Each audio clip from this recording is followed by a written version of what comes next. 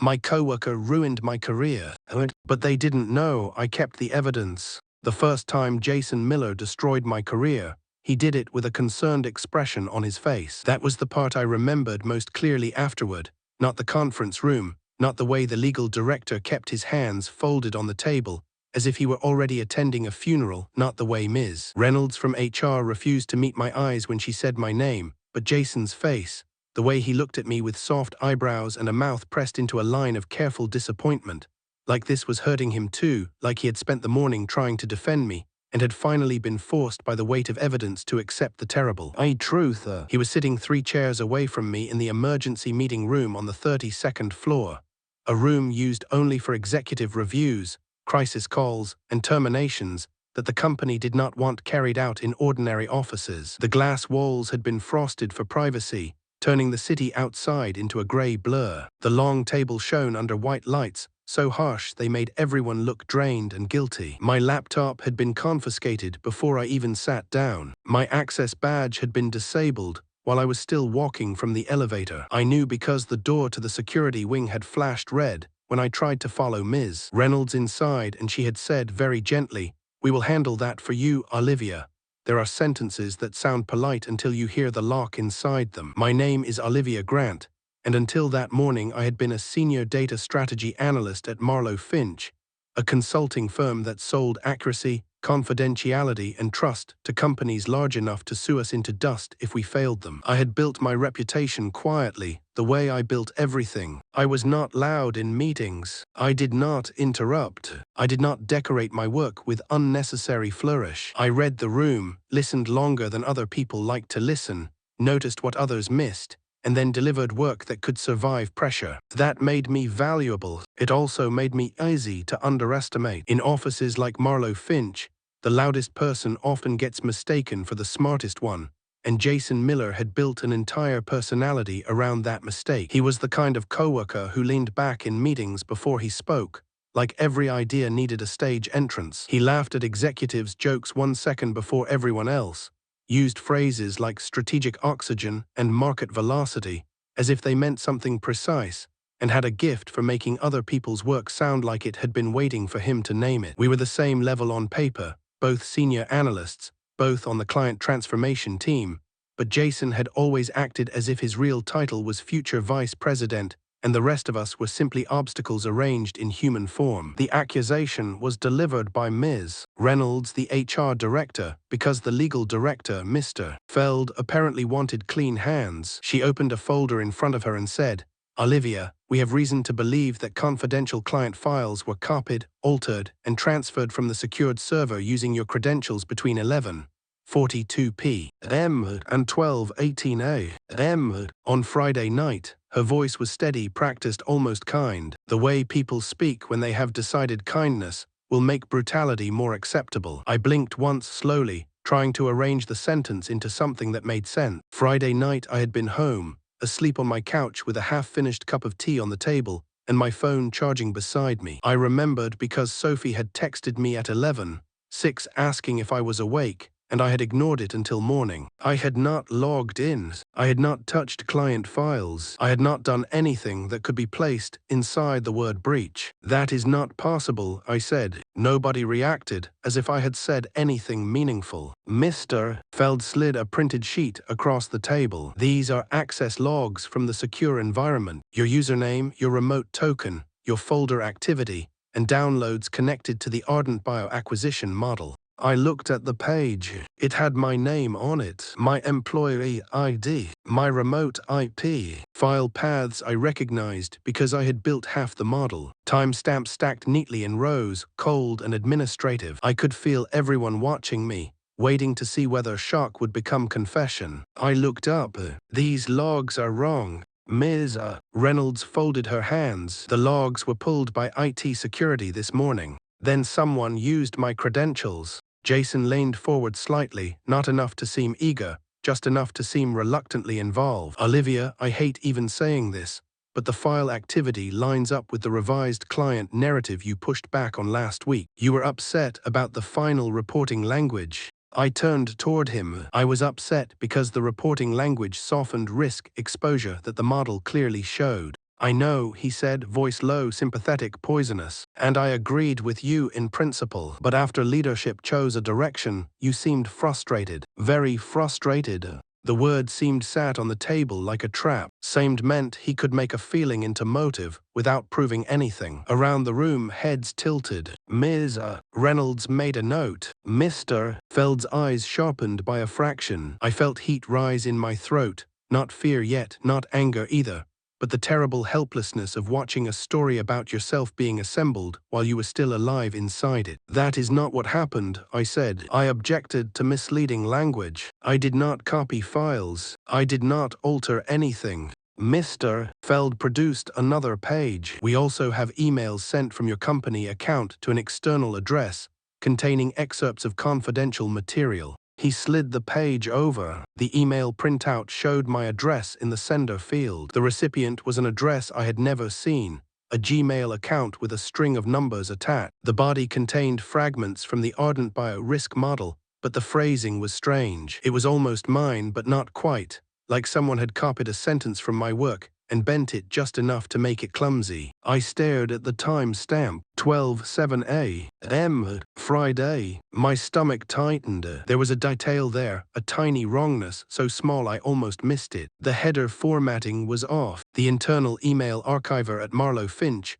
always included routing stamps in a particular order. This printout did not. I kept my face still. You are saying I sent this email? I asked. That is what the record indicates, Ms. Reynolds said. No, that is what this paper indicates. Jason exhaled softly, as if disappointed by my tone. Olivia, maybe this is one of those situations where intent matters. If you were trying to protect the client or expose a concern, maybe there is context. I stared at him. He was offering me a smaller crime to confess to because the larger lie needed my cooperation. He wanted me to say I had meant well. He wanted me to give them a motive they could write down. I had known Jason was ambitious. I had known he disliked competition. I had known he took credit, maneuvered, whispered, and smiled. What I had not known until that moment was that he was willing to erase someone completely. I will not confess to something I did not do, I said. The silence after that was not neutral. It was irritated.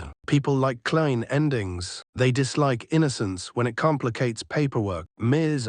Reynolds looked at Mr. Feld and Mr. Feld gave the smallest nod. She turned back to me with the face of someone closing a door gently, so the slam would not echo. Pending investigation, you are suspended effective immediately. You will be escorted to your desk to collect personal belongings. Your access is revoked. Do not contact clients, do not access company systems, and do not discuss this matter with employees except through HR. I looked around the table. The senior director, whom I had stayed up 3 nights to support during the Orion renewal, looked at the table. A project lead whose presentation I had rewritten, so he would not humiliate himself in front of the board, stared at the wall. 2 coworkers watched me with open fascination, not sympathy, the way people watch smoke coming out of a building that is not theirs. Sophie was not in the room. I was glad. I was not sure I could have survived seeing her face. Jason stood when I did. Olivia, he said, and his voice softened further, almost intimate. I am sorry. I really am.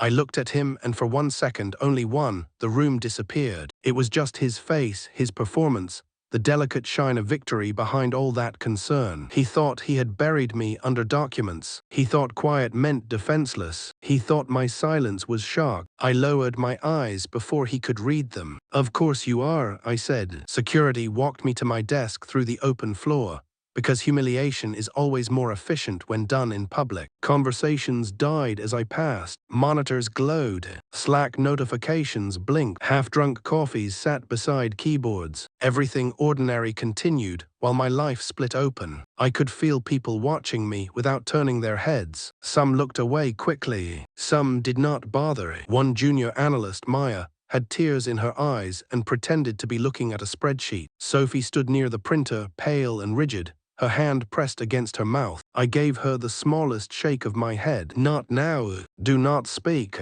Do not give them another person to punish. At my desk, the security officer handed me a cardboard box. The insult of it almost made me laugh. There is something uniquely violent about reducing 3 years of work to one shallow box. I placed inside a notebook, a framed photo of my younger brother at his college graduation, a ceramic mug Sophie had bought me that said please let this meeting be an email, 2 pens, a cardigan, and a small plant that had somehow survived fluorescent lighting better than most people survived corporate politics. My laptop sat closed on the docking station, already useless to me. The security officer watched my hands. I paused with my fingertips on the lid of the laptop. It was not mine, technically. Company property, locked, monitored, controlled. But for 3 years, I had worked on that machine. For 3 years, I had watched files move, drafts change, names appear and disappear, and Jason's fingerprints land on things he had not built. I looked at the black screen and saw reflected in it not a ruined woman, not yet,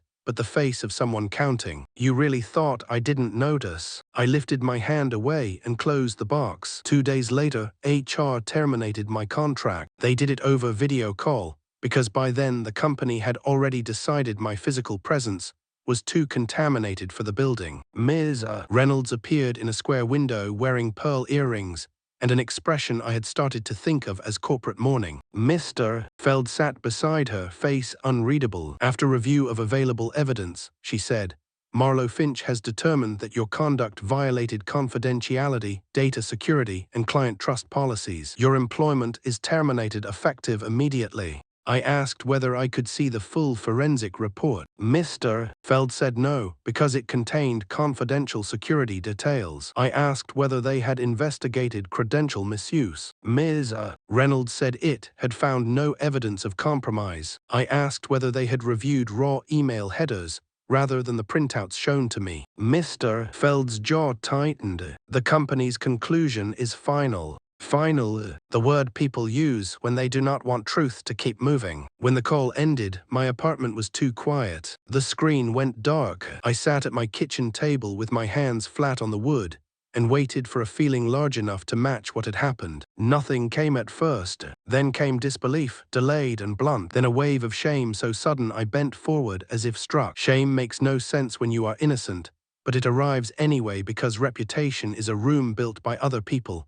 And when they set it on fire, you still smell like smoke. I thought of my parents asking how work was going. I thought of recruiters seeing termination on my record. I thought of Jason standing in the office while people praised him for stabilizing the team after my departure. I thought of Sophie, who texted me 11 times that first day and finally wrote only, I believe you. Tell me when you can talk. I did not respond for 6 hours, not because I did not trust her, because silence had become the only place where nobody could take another pace of me. The world moved on quickly after my fall. That was another cruelty I had not expected. I had imagined, in the childish part of me that still believed truth had gravity, that people would hesitate, question, wonder why someone like me would suddenly risk everything for no reason. Instead, they adjusted. My name disappeared from meeting invites. My projects were reassigned. My Slack account became deactivated gray. My LinkedIn inbox filled with nothing. Applications I sent into the world vanished into silence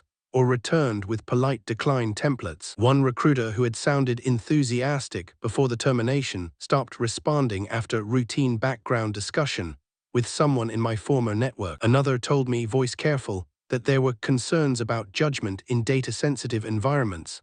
I learned that lies do not have to be proven if they travel through the right mouths. Sophie came to my apartment the following Saturday with groceries I had not asked for. She stood in my doorway holding 2 paper bags and looked like she was about to cry. I did not know what to bring, so I brought soup, coffee, bananas, and that lemon yogurt you eat when you are stressed. I don't eat lemon yogurt when I'm stressed. You ate 6 in one day before the bellwether pitch. That was a controlled nutritional decision. She laughed, then started crying anyway. I let her in. We sat on the floor because my table was covered in documents I had not yet organized, and my couch had become a place where I lay awake but did not rest. Sophie told me what had happened after I left. Jason had been devastated. According to the version he performed publicly, he had told people he tried to advocate for a more compassionate process. He had taken over the Ardent Bio account. Senior leadership had praised him for stepping into instability.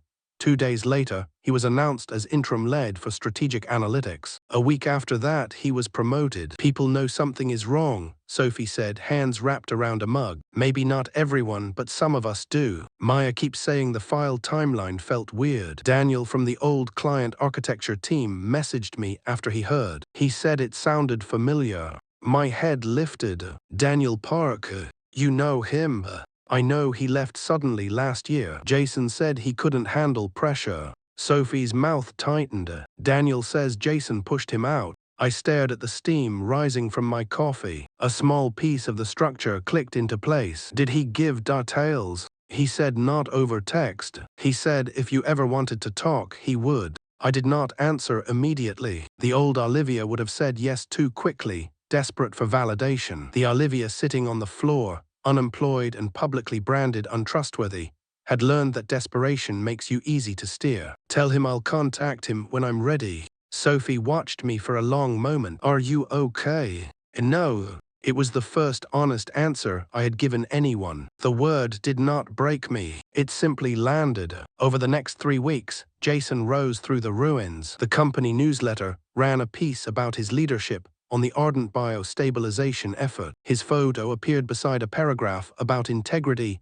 resilience, and client-first execution. I read it at 2:13 a.m. because insomnia had made me a historian of my own destruction. In the photo, he wore a navy suit and a modest smile, the kind meant to suggest humility while inviting admiration. Under key accomplishments, the newsletter listed 3 initiatives I had designed, 1 risk mapping framework I had built from scratch, and a cross-client dependency model I had created after Jason dismissed it as too technical for executive consumption. Now it had become, apparently, his vision. The anger did not arrive as fire. Fire burns fast. What came instead was cold pressure, building slowly behind my ribs. I stopped applying for jobs. I stopped explaining myself to people who had already decided uncertainty was too inconvenient. I slept badly, ate mechanically, and spent entire mornings sitting at my desk staring at the same folder on my personal hard drive. It was labeled receipts, in a joke I had made to myself 18 months earlier. Jason had not known about that folder. Nobody did. The truth was that I had seen the shape of this coming long before the emergency meeting. Not the full brutality of it. Not termination, not fabricated breach accusations, not the complete public destruction of my reputation, but I had seen the irregularities. The first time was 18 months earlier, during the North Star pricing model. A draft I had created appeared in a shared leadership deck, with Jason's name in the footer. When I asked him about it, he laughed. You are too precious about ownership, Olivia. This is a tame environment.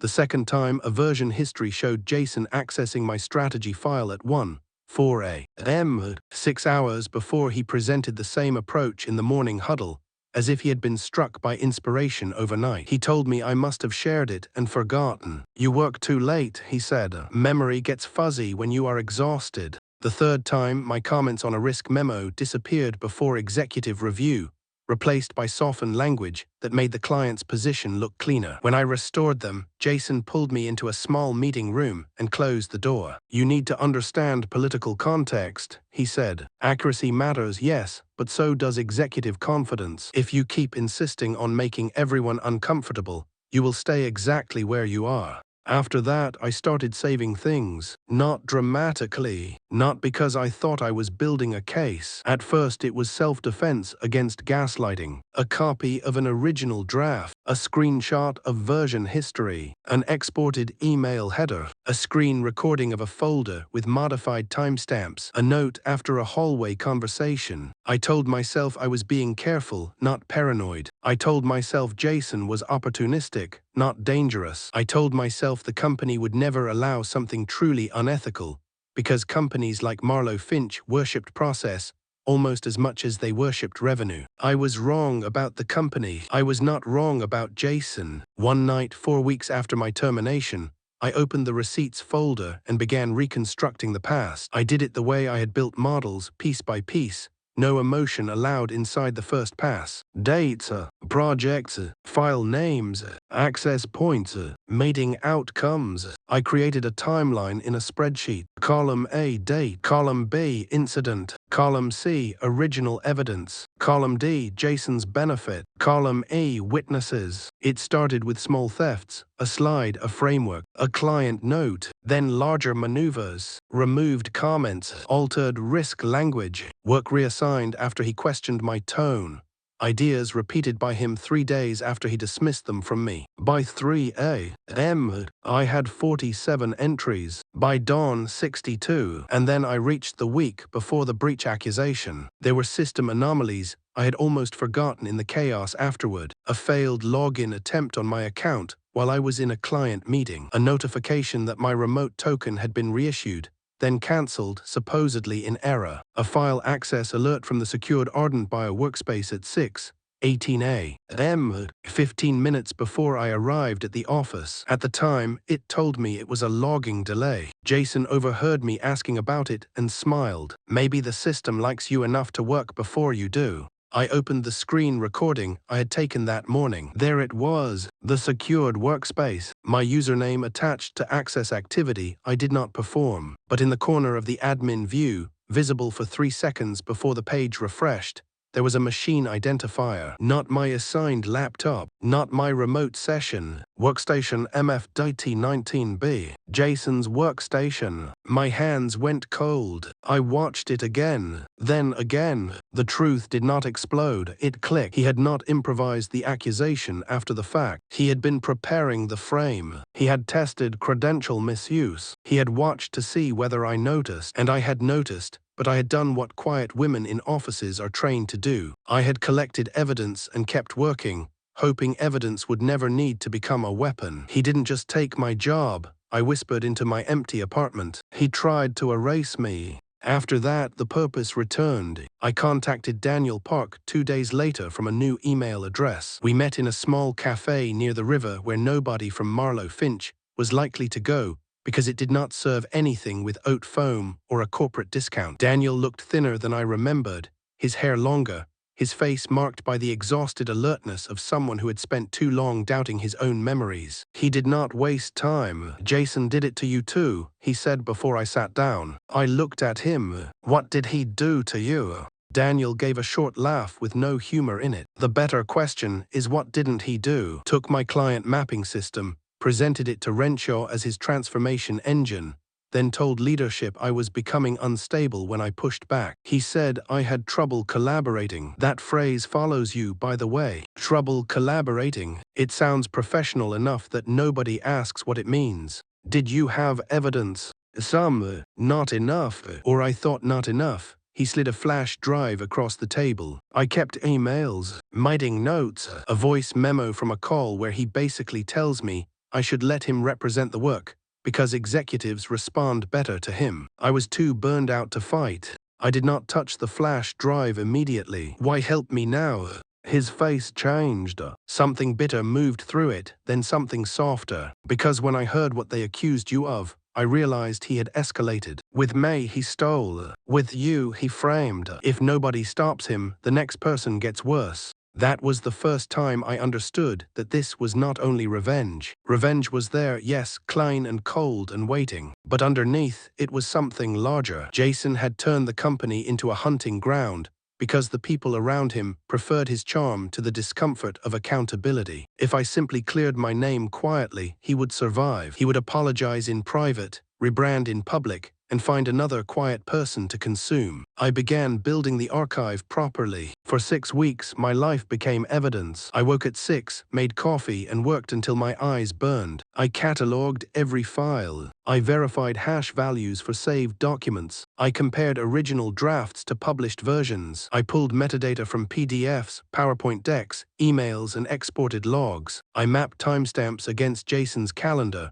where I could reconstruct it from meeting invites and old screenshots. Sophie became my inside observer, carefully, cautiously, never from company devices. She confirmed that Jason had moved into my projects. She sent publicly visible announcements, leadership memos, and meeting agendas. She told me who seemed uneasy, who repeated Jason's lines, who avoided saying my name. One coworker, Evan, betrayed me twice, first by silence, then by fear. Sophie said he had admitted over drinks that he saw Jason at my desk the week before the accusation, after hours, using a temporary IT access card. When Sophie asked him to tell HR, Evan panicked. "I can't get involved," he said. "I just got promoted. Jason trusts me." The next week, Evan repeated to Jason that Sophie had asked questions. Jason called Sophie into a meeting room and smiled for 20 minutes while destroying her sense of safety. She told me about it that night, voice shaking. "He never threatened me directly. That was the worst part. He said loyalty matters in unstable periods. He said people who attach themselves to former employees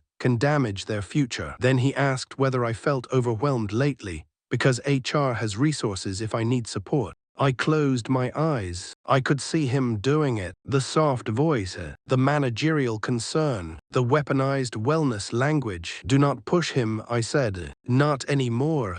"But Olivia, I can help. You already have. Now stay employed." "I hate this." "So do I." There was a night in late October when I almost gave up. The archive had reached 900 pages of evidence, if printed. Daniel had given me more than I expected. Sophie had risked enough. I had found enough irregularities to prove theft, tampering, and possibly client misrepresentation. But the path forward still looked narrow. Companies protect themselves first. If I submitted everything quietly to HR, they might bury it under privileged review, settle with me under NDA, and let Jason resign for personal reasons.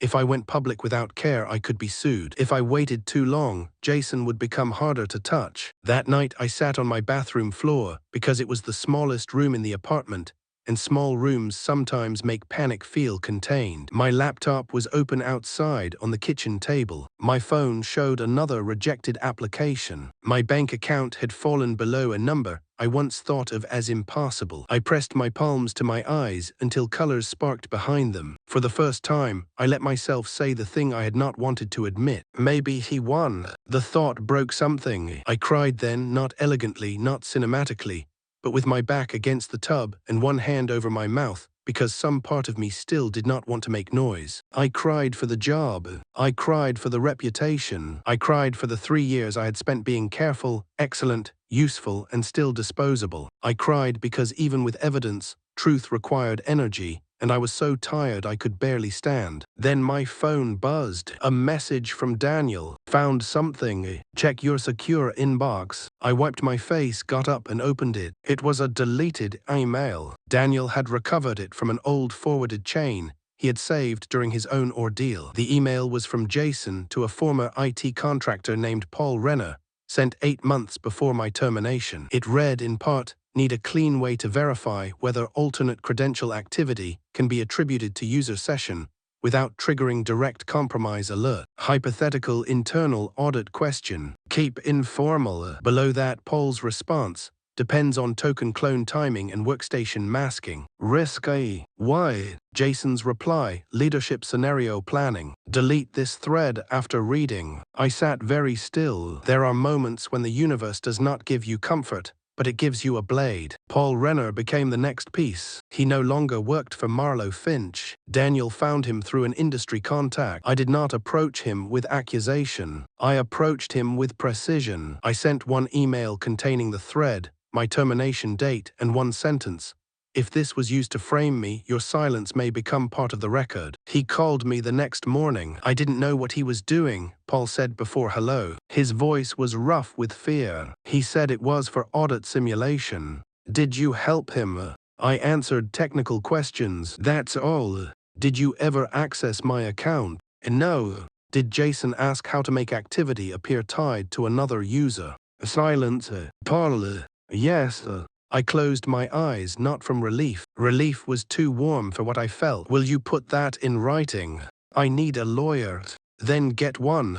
He did. 2 weeks later, through counsel, Paul provided a signed statement confirming Jason had asked technical questions about credential attribution, workstation masking, and log interpretation. He insisted he had not participated beyond informal guidance. Whether that was fully true did not matter yet. It connected Jason to the method. The bigger discovery came almost accidentally. While comparing the Ardent Bio risk model versions, I noticed that the final report presented to the client did not simply remove my cautionary language. It changed 3 data assumptions. Small changes, a projected integration delay reduced from 9 months to 4, a regulatory exposure estimate lowered by 38%, a client dependency risk categorized as moderate instead of critical. Each alteration made the acquisition look safer than it was. Each alteration benefited Marlowe Finch because the client wanted confidence, and confidence made renewal more likely. Jason had signed off on the final report. I checked the original data tables, then the revised ones, then the export logs. The changes occurred after my alleged breach, from a workstation tied to Jason's team lead access. He had not only framed me, he had manipulated client data, blamed irregularities on my supposed misconduct, and then been promoted for saving the account from the very instability he created. That changed everything. I stopped thinking about HR. HR would not be enough. The upcoming external audit would. Every year, Marlowe Finch underwent a major compliance and data integrity audit because of its regulated clients. The executive review meeting was scheduled for December 12. Jason would present the Ardent Bio recovery as a case study in crisis leadership. Sophie sent me the agenda with one line in her message: "He is making it his victory lap." I stared at the date for a long time. The day he wanted to shine would be the day the lights turned into interrogation. Preparing the strike required patience so extreme it felt inhuman. I retained an employment attorney, Nadia Bell, using money I could not afford to spend and courage I could not afford to lose. Nadia had the controlled impatience of a woman who disliked bullies because they wasted her time. She reviewed my archive over 3 days and called me at 11 p.m. on the 3rd night. "You do not have a complaint," she said. "You have a detonation package. Can it clear me?" "Yes." "Can it destroy him?" A pause. "If deployed correctly, yes." Correctly meant not emotionally, not sending angry emails, not posting threads online, not storming into a lobby demanding justice. Correctly meant legal notice, audit relevance, chain of custody, protected disclosure, and timing. Nadia sent a formal letter to Ms. Reynolds and the General Counsel 7 days before the audit, notifying them that I possessed material evidence relevant to an internal data integrity failure, wrongful termination, digital evidence fabrication, and possible client misreporting. She requested that I be permitted to attend the audit review to present evidence directly to the executive team and external auditors. It was a move designed to terrify lawyers. If they refused and later the evidence showed client deception, the refusal itself became part of the cover-up. They tried to contain it. Mr. Feld responded with a letter full of phrases like inappropriate forum, former employee, and confidentiality obligations. Nadia replied with one attachment, the deleted Jason Paul email thread and Paul's signed statement. 2 hours later, Ms. Reynolds called Nadia. The next morning, I received permission to attend the audit review for a limited portion under supervision. Jason did not know. That was essential. The day before the audit, Sophie called me from her car, whispering though she was alone. "He is nervous." "How?" "He keeps asking who will be in the audit." He snapped at Maya over a formatting issue. "Evan said Jason asked if anyone had heard from you." I looked at the folders arranged across my table. Timeline, logs, metadata, emails, witness statements, data manipulation report, each labeled, indexed, duplicated, backed up, and printed. "He senses weather," I said. "He doesn't know it's already raining." "Are you scared?" I thought about lying. "Yes." "Are you ready?"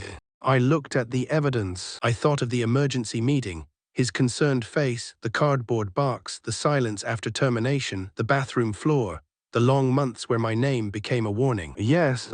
On December 12, I walked back into Marlowe Finch wearing a black suit, low heels, and no expression I had not chosen in advance. The lobby smelled the same: cold air, polished stone, expensive coffee, and the faint metallic scent of elevators. My temporary visitor badge had a red stripe across it. Former employees must always be visually marked. Security escorted me upstairs. People saw me. That was impossible to avoid. Conversations faltered as I crossed the open floor. Maya stared, then straightened. Evan went pale and looked at his monitor as if spreadsheets could save him. Sophie stood near a glass office, eyes bright but steady. I did not smile, not because I did not love her for believing me, but because this was not a reunion. It was an autopsy. The audit review was held in the same executive conference room where they had suspended me. That detail almost made me believe in architecture as destiny. The frosted glass, the long table, the white lights. This time, though, my laptop was my own, my files were mine, and my access to the truth did not depend on their permission. Around the table sat the external audit partners, the senior executive team: Ms. Reynolds, Mr. Feld, the CEO, and Jason Miller at the presentation screen, smiling with a confidence built from stolen rooms. He did not see me enter at first. He was mid-sentence, one hand lifted toward a slide titled "Turning Crisis into Client Trust." "The Ardent Bio incident tested our internal resilience," he was saying, voice smooth and practiced. "But because we moved quickly, isolated the compromised employee activity, and rebuilt the reporting structure, we not only retained the client but deepened the relationship." Compromised employee activity. I felt the phrase strike me and pass through. Months earlier it would have opened me. Now it simply joined the evidence. "Ms. Reynolds interrupted softly. "Jason." He turned.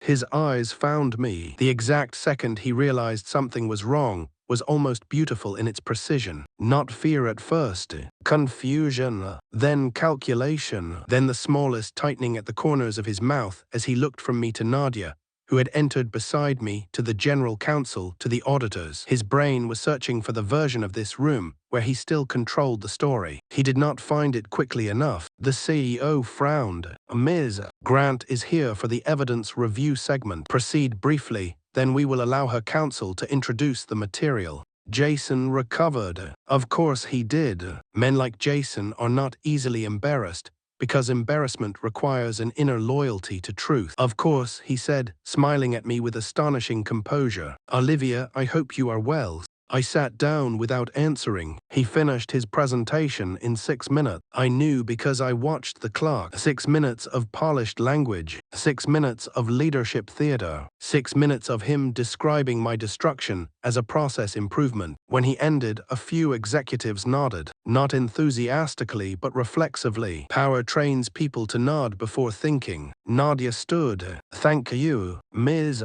Grant will present a timeline relevant to the Ardent Bio incident, prior authorship concerns, and data integrity issues. We have provided indexed copies to counsel and the audit partners." Mr. Feld looked as if he had swallowed glass. I connected my laptop. The first slide appeared. Not dramatic, no title designed for effect, just a date range and the words "Evidence Timeline, Olivia Grant Termination and Ardent Bio Data Manipulation." The room went quiet. I began with the logs. On the night of the alleged breach, activity was attributed to my credentials between 11:42 p.m. and 12:18 a.m. The company used that activity to terminate me. However, the raw access metadata preserved from the secured workspace shows workstation identifier MFDT19 be associated with the session that initiated file movement. I clicked.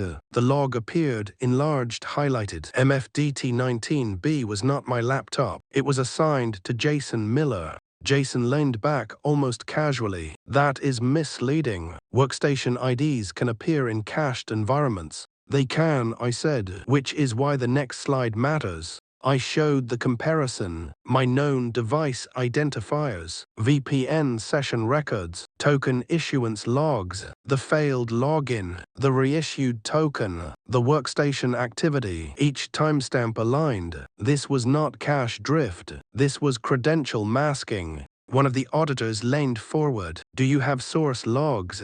"Yes," I clicked again. "Exported before my access was revoked and preserved with hash verification. The hash values are in your packet." Mr. Feld looked sharply at Ms. Reynolds.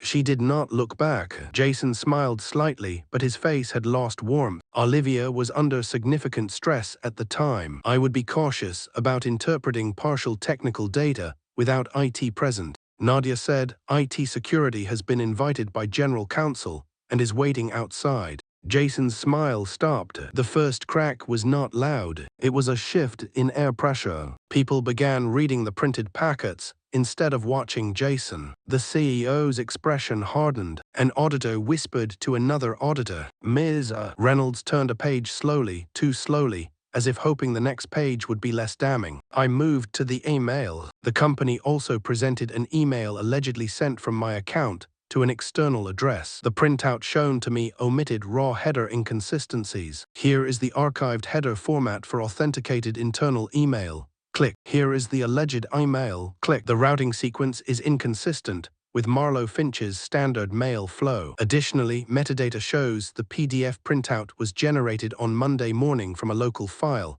not directly exported from the email archive. The legal director's face changed. Generated by whom?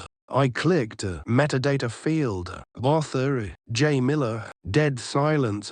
It did not fall all at once, it spread. First the auditors stopped moving, then the executives, then even the ventilation seemed to hush. Jason stared at the screen. For the first time since I had known him, he did not speak quickly enough. That is not what it looks like, he said. I looked at him. Then explain what it is. He opened his mouth, closed it, looked at Mr. Feld, looked at the CEO. I may have compiled materials for the investigation after it provided them. Mr. Feld said very carefully, I did not ask you to compile evidence. Jason's throat moved. I continued. This email was used as part of the basis for my termination. Its metadata ties the evidence package to Jason. The raw email archive does not contain the alleged message in the form presented. One auditor spoke now, voice flat. Are you stating the email evidence was fabricated? I am stating that the evidence used against me was altered,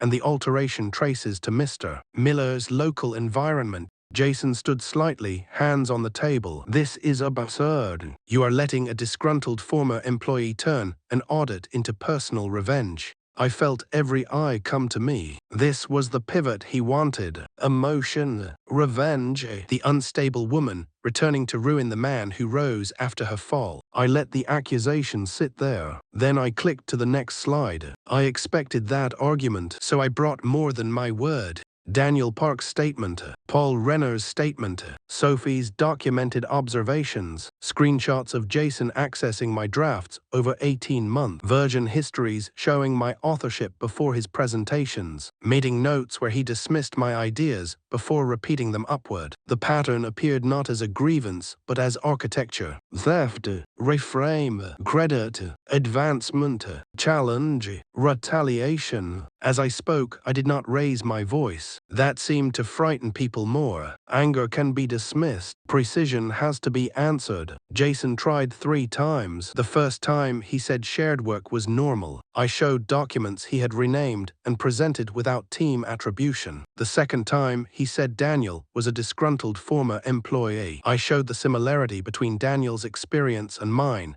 including identical phrases Jason used in feedback forms. Trouble collaborating, emotionally reactive, needs executive polish. The third time, he said Sophie had personal loyalty to me. I showed independent system logs. Then came the final strike. The issue is not limited to credit theft or evidence manipulation, I said. The Ardent Bio report delivered to the client contained altered risk assumptions. Those changes materially reduced apparent integration exposure and regulatory risk. The CEO leaned forward. What changes? I showed the original data model, my model, then the final report, line by line, assumption by assumption, 9 months to 4, critical to moderate, 38% reduction, each change highlighted, each timestamp attached, each approval trail traced. These changes occurred after the alleged breach, during the period when Jason Miller controlled the recovery process. The session modifying the final assumptions was tied to his administrator access. Jason said that was a leadership-approved simplification. Who approved it? He looked at the senior director. The senior director looked genuinely confused. I approved narrative simplification, not data changes. The CEO's voice was quiet. Jason, I was operating under intense pressure, Jason said quickly. Too quickly. The client needed clarity. Olivia's model was overly conservative. We had to make judgment calls. One of the auditors asked, were the underlying data assumptions changed or merely summarized? Jason hesitated. That hesitation was the sound of his career breaking. I clicked to the final slide. It showed the access chain, the modified fields, the report export, and the client delivery timestamp. At the bottom was one line. No documented approval exists for the revised assumptions. Nobody spoke. Jason's face had gone pale under the conference room lights. He looked at the screen, then at me, and something inside him seemed to realize the room had moved without him. He had spent years controlling perception, but evidence does not care who performs better. His eyes flickered toward the door. Not escape, not physically, professionally. He was looking for the exit narrative. Stress, miscommunication, team ambiguity, technical misunderstanding. None of them fit through the opening I had left. The CEO turned to Mr. Feld. Suspend his access now. Jason's head snapped toward her. Wait, you cannot be serious. Now, she repeated. Ms. Reynolds stood, already reaching for her phone. Her face was no longer gentle. It was drained. I wondered if she remembered the way she had looked at me during my termination call. I hoped she did, not because I needed her guilt, but because guilt is sometimes the only education people accept. Jason looked around the table. This is a coordinated attack. She has had months to fabricate a narrative. Nadia said, every file in the evidence packet includes preservation history. We welcome independent forensic review. Shut up, Jason snapped. The room froze. His mask had cracked fully now. He heard himself after he said it. His eyes widened slightly, not with remorse, with the recognition that he had made himself visible. The CEO stood. Mr. Miller, you are suspended pending investigation. Security will escort you to collect personal belongings. There it was, the circle closing, the same words, the same ritual, but this time nobody mistook the cardboard box for justice. It was only consequence beginning. Jason looked at me one last time before security reached the door. His expression was not hatred yet, it was disbelief. He had believed so completely in my silence that my voice sounded to him like betrayal. The investigation took 19 days. During that time, Marlowe Finch tried to manage the blast radius. My termination was formally reversed. A letter cleared me of misconduct. The company offered reinstatement, back pay, damages negotiation, and a role created hastily enough that even the title sounded apologetic.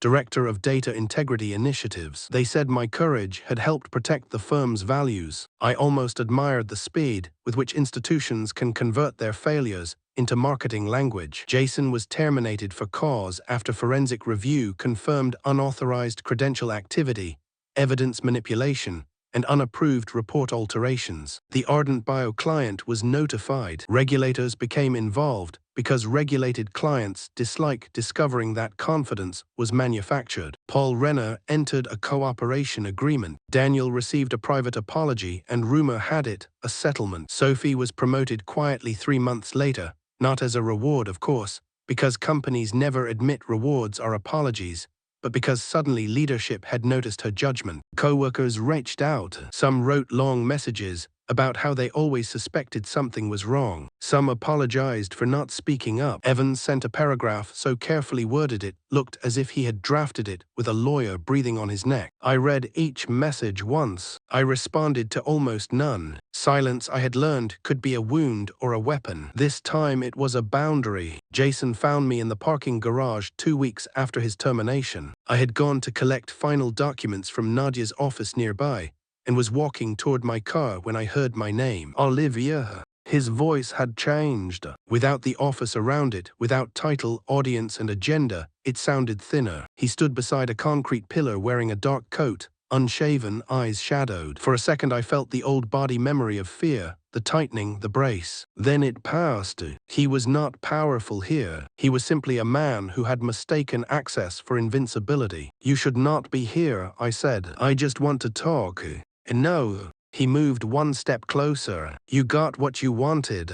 I looked at him. Did I? My career is over. Your career was evidence with a salary. His jaw tightened. There he was, the real Jason, the one who lived under the charm. You think you are Klein in this. You sat on those files for months. You planned this. Yes.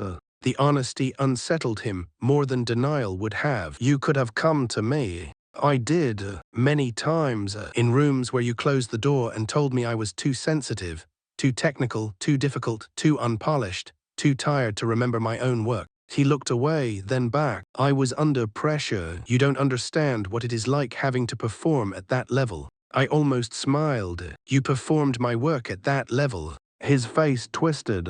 You were always so smug. Quiet but smug. Sitting there acting like being right made you better than everyone. No, I said. Being right made me useful. You made it dangerous. For a moment he looked as if he might lunge, not physically maybe, but verbally, one last attempt to cut. Then something collapsed in him. His shoulders dropped. His voice lowered. Please, if you make a statement that there was ambiguity, if you say the culture was confusing, maybe I can get another role somewhere. I have a mortgage. I have kids.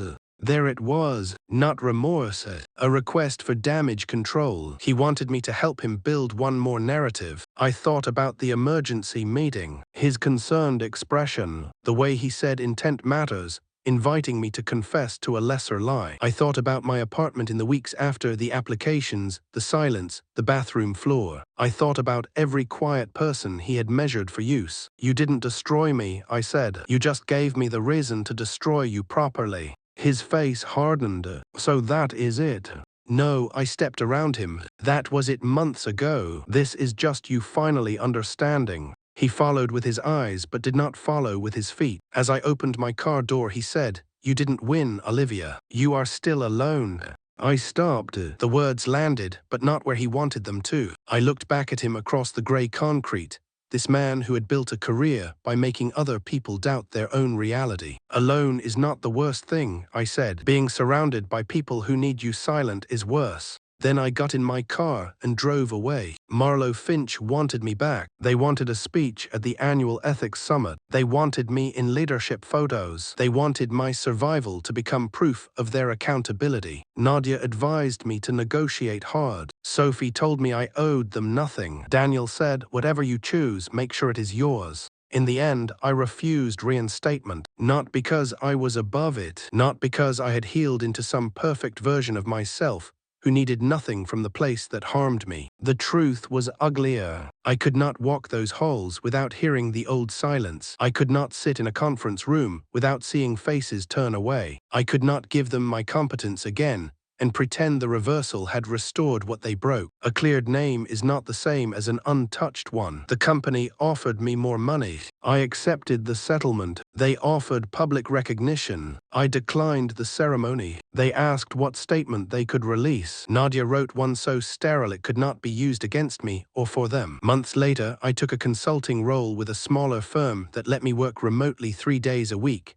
and put authorship protections in every project system, because I insisted on it before signing. My title was stronger, my salary higher, my boundaries harder. People described me as composed. Some still called me quiet. They were not wrong. They simply did not understand what quiet could hold. On my first day in the new role, I created a folder on my personal drive. Not receipts this time. That name belonged to another life. I called it Record. Inside I saved contracts, project ownership notes, exported version histories and meeting summaries. Not because I expected betrayal, because I no longer built trust without structure around it. Sophie visited one Sunday afternoon, bringing lemon yogurt as a joke and wine as an apology for the joke. We sat on my balcony watching rain thread the windows. She told me Jason had tried to resurface at a smaller firm under a consulting arrangement, but the audit findings followed him. He keeps posting about resilience on LinkedIn, she said. Nobody engages.